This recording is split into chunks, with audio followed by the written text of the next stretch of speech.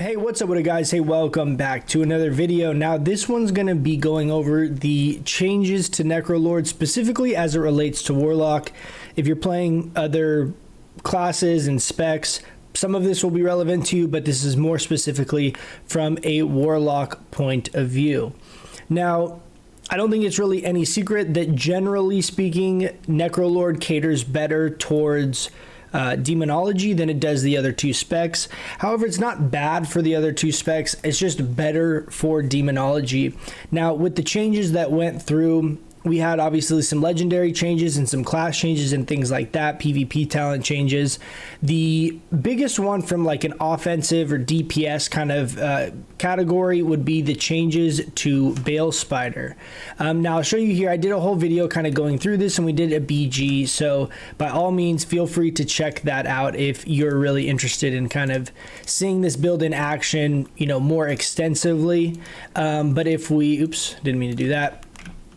But we basically, with Decimating Bolt and Necrolord for Demonology specifically, pairing things like Decimating Bolt with Power Siphon from the Shadows and Sacrifice Souls, as well as Pleasure Through Pain, gives us the ability to have very strong Demon Bolts. So you'll see here, I'll go ahead and I'll get up to 4 stacks of Bale Spiders. We'll pop Power Siphon, Decimating Bolt into the big double Demon Bolt, and you see those are hitting for around 14k non-crit. For some reason, since the time I recorded this yesterday to today, it looks like a little bit of a damage nerf had gone through because these were hitting around like 16k yesterday. I don't know exactly what happened. Either way, these are still really massive and still doing a ton of damage. I know I did regem from Verse to Haste, so maybe that's part of it. I'm not totally sure. But point being, it's still a very potent, very strong build. However, I wouldn't necessarily spec or change to Necrolord because of these changes specifically. I think the more impactful and kind of more universally helpful change to Necrolord is the changes to Fleshcraft. So let's put back on our normal gear here. Now, we have to talk about this kind of twofold with a few different things here at play. So let's go ahead and go back to Doom and let's go to Casting Circle. Now, generally speaking, as Demonology, this is kind of true for basically all the specs. You have two PvP talents that are very good, right? For Destro, it's the Focused Chaos, and Demon Armor. For Affliction, it's the Unstable Affliction one, whatever that's called, and Demon Armor, right? And you have like the two that are very good. For Demonology, it's Master Summoner and Call Fell Hunter that are like head and shoulders above basically all the other options. Now, we had a big change go through with Casting Circle, where this no longer removes the silence immunity on your Unending Resolve. At first glance, this doesn't seem like that big of a change to Warlocks in general. It's a nice change. It gives us some flexibility and another viable kind of PvP talent. But the thing that really makes this really unique and interesting for us as Necrolord is the synergy that this now has with Ultimate Form. So the change that went through for Fleshcraft specifically is that it now takes 3 seconds instead of 4 to cast. The shield is 40% of your health instead of 20, and you get a shield wall kind of component of a 20% damage mitigation while channeling. There is also a new passive you can see here at the bottom that basically anytime you run by a corpse, it absorbs the soul and you reduce the cooldown of Fleshcraft by 1 second. This has some interesting interactions. Same with being paired with Volatile Solvent, is basically anytime you gain the cooldown reduction aspect, the passive of your Fleshcraft, this also will trigger. Now, it's not obvious from the tooltips, but I'll tell you the way that this works is that it only requires Fleshcraft to be on cooldown.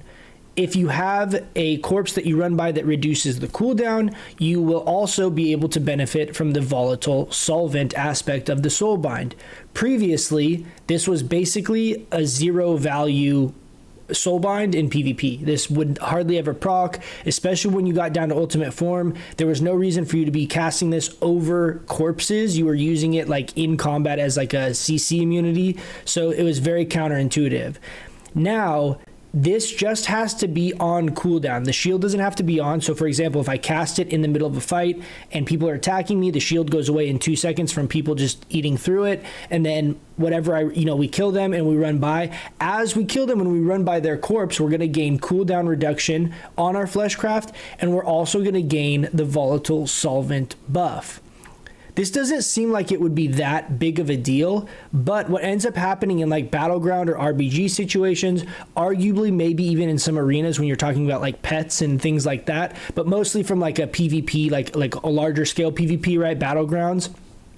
This actually procs pretty often, and the buff that we get for running past humanoids is 120 mastery. It's just flat mastery, but what that equates to as demonology is around 5% damage to our pets.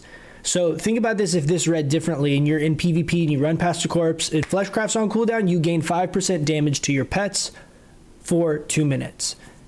If it read like that, people would think this is very, very, very strong.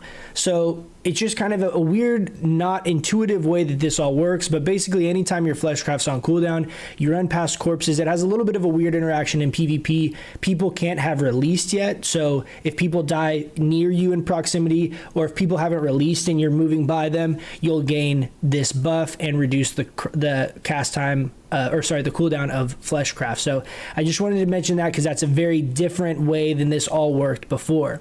Now, Ultimate Form was something that I had made a video on kind of complaining about before, because while this at surface level seems like a very unique and fun, interesting, powerful cooldown, our Fleshcraft is interruptible. So what ends up happening is, while channeling your Fleshcraft, if you've taken the Soulbind, this makes you immune to crowd control for the duration of the silence. If you complete the channel, it also makes you crowd control immune for another 3 seconds. Now, crowd control immune doesn't include silences. So if you're playing against any class that has the ability to kick, you start channeling this, they can kick it immediately, and you basically lose all value from it. So this was previously something that I was basically never using and was really frustrated with, because the only way you could really ensure getting this off was to cast Unending Resolve and Fleshcraft at the same time, and it felt terrible because you're using 2 big cooldowns and it was really bad. But now with the changes going through to Casting Circle, we basically have our Unending Resolve in its full strength of a defensive cooldown. Now we have a 1 minute defensive cooldown that basically makes us immune to silence, but not immune to anything else. And then we have our Fleshcraft that makes us immune to everything else, but not silence. So we can pair those up and overlap those and create a basically small window of time that we are completely immune to everything. Now, I've played with this a little bit, right? The patch came out like yesterday, so we haven't had a ton of time to get to experiment with this, but it is very, very fun. So let me show you just an example here. Casting Circle lasts for 8 seconds. Fleshcraft takes 3 seconds to channel, so that gives us about 5 seconds after that we'll have Casting Circle remaining up. 3 of those 5 seconds will also have CC immunity, because there's no reason that we shouldn't be able to continue to channel our Fleshcraft to its full channel, giving us an additional 3 seconds of CC immunity, right? This gets really interesting though. For every spec, this has value in my opinion, but this is really interesting with Demo, because we're already really tanky with our Soul Leech and Demon Skin and all of that kind of stuff. But what you can end up doing here is, for example, if we're on this target dummy and just assume people are attacking me, I can go ahead and cast my instant cast type stuff. I can go ahead and cast Casting Circle into Fleshcraft, and then go Vile Fiend. You can see that the buff is right here, into Tyrant, and basically that entire time I'm completely immune to everything. So it gives me a massive health boost, right? Like, just because of the getting a massive shield, right? My shield from Fleshcraft is almost 25k. Gives me a massive health boost.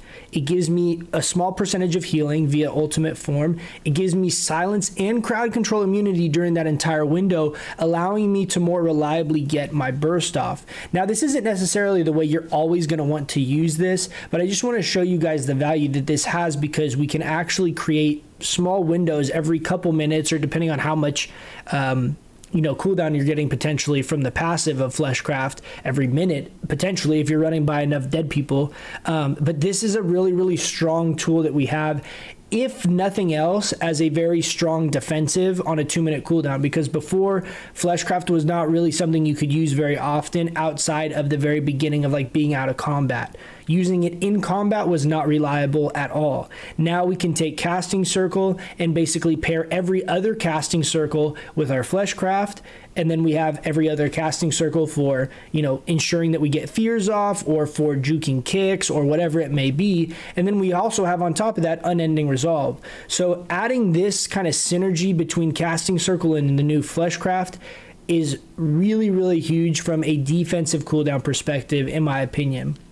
This seems very strong the little bit that I've tested it, and I think this is going to be a really powerful tool in arenas as well. It's also nothing here to scoff at is the ooze row is very, very strong. This is actually decently strong, the 10% damage amp, but this is also very strong. When reduced below 50% health, you basically gain a shield for 15% of your health. This procs very often and is almost always my second in healing done over the course of like a BG or arena. Very, very regularly. Like anytime I look at the healing done, this is second if I'm running this Soulbind.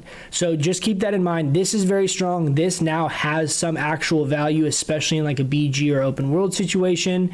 This is nothing. And then Ultimate Form being paired with Casting Circle is actually very, very, very strong.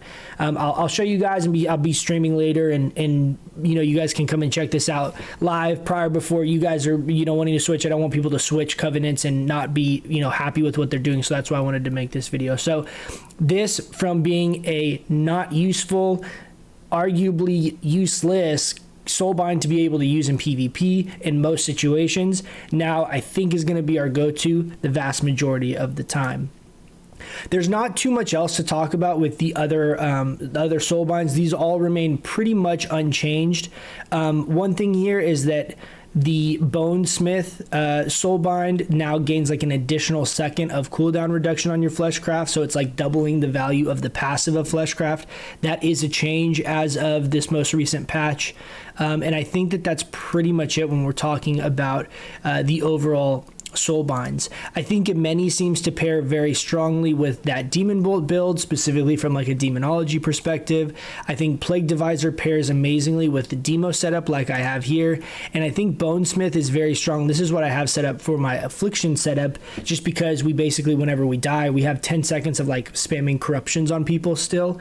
So I really do like this a lot, from a defensive perspective. Now, there was some issues with the serrated Spalders not working before, and supposedly this got fixed as well in this patch. I haven't tried it yet as of today, but that is another change to the Necrolord Soulbind. So again, all of these were not particularly exciting with the exception of Bonesmith. I was using like all the time, and these changes going through giving us a very strong defensive option in Plague Divisor, a really strong potency kind of like just DPS option in Emeni paired with this Demon Bolt build, and then Bonesmith giving us a lot of utility with the Forgeborn Reveries Soulbind ability, as well as being able to stack basically triple defensives. Maybe pairing this with something like the Life Drain Legendary gives you a lot of flexibility.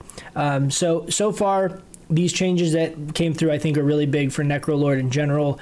These are some of the builds and setups that I have found to be very helpful and strong, and really kind of allow me to be pretty flexible in what I'm picking regarding legendaries and spec and talents, and seem to be working pretty well so far. So I wanted to make this video. Like always, guys, if you have questions, ask me down below. I don't want any of you guys to switch to Necrolord and not like it. I'm very honest with the weaknesses and the strengths and all of that kind of stuff. So if there's any part of this that I was not clear on or that you guys have questions on, by all means ask them down in the comments below, and I do my best to get to every single one of you guys and answer back. So thanks so much for hanging out, guys. Hopefully you guys found this helpful, and I'll catch you guys in the next one. See ya.